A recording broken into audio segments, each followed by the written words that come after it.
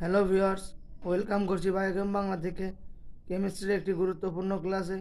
আমাদের আজকের ক্লাসের বিষয় নবম অধ্যায় অ্যাসিড ক্ষারক সমতা।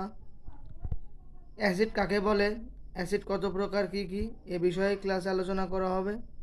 অ্যাসিড যে পদার্থ পানিতে প্রবেশ করলে হাইড্রোজেন প্লাস আয়ন উৎপন্ন করে তাকে অ্যাসিড বলে।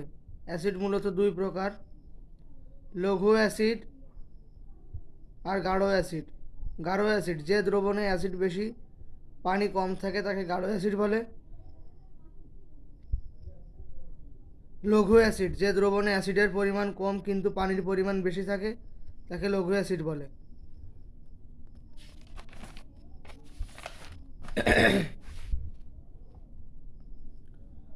খাবারে আমরা যে অ্যাসিডগুলো পাই এটি সবসময় তোমরা মনে রাখবে এবং এটি 3 স্টার দিয়ে রাখবে, এটি এমসিকিউতে আসে।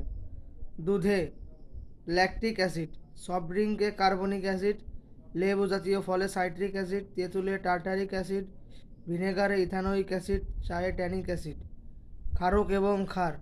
ক্ষারক সাধারণ ধাতু বা ধাতুর মতো ক্রিয়াশীল যৌগমূলকের অক্সাইড এবং হাইড্রক্সাইড যা অ্যাসিডের সাথে বিক্রিয়া করে লবণ ও পানি উৎপন্ন করে তাকে ক্ষারক বলে। এবার আসবো ক্ষার। ক্ষার ধাতু বা ধাতুর মতো ক্রিয়াশীল যৌগমূলক হাইড্রক্সাইড যৌগ যা পানিতে দ্রবণীয় তাকে ক্ষার বলে।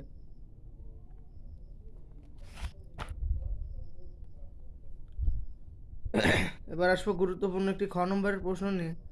সব ক্ষারকই ক্ষার কিন্তু সব ক্ষারই ক্ষারক নয়। ধাতুর অক্সাইড ও হাইড্রক্সাইড সমূহকে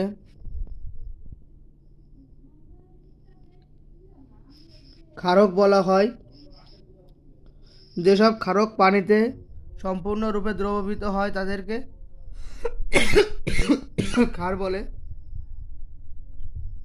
sodium hydroxide, potassium hydroxide, calcium oxide ইত্যাদি ক্ষার, কারণ এরা পানিতে দ্রবণীয়। অন্যদিকে কপার অক্সাইড, আয়ন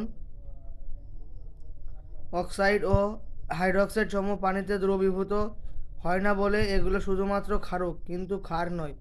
অতএব বলা যায় সকল ক্ষারই ক্ষারক কিন্তু সকল ক্ষারকই ক্ষার নয়। সো ভিউয়ার্স, আশা করি আপনারা ক্লাসটি বুঝতে পেরেছেন। আজকের ক্লাস এ পর্যন্ত। পরবর্তী ক্লাস দেখার আমন্ত্রণ জানিয়ে সবাইকে বিদায় নিচ্ছি। ধন্যবাদ।